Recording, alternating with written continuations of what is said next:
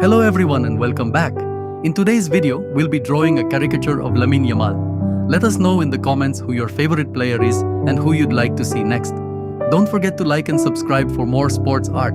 Thanks for watching.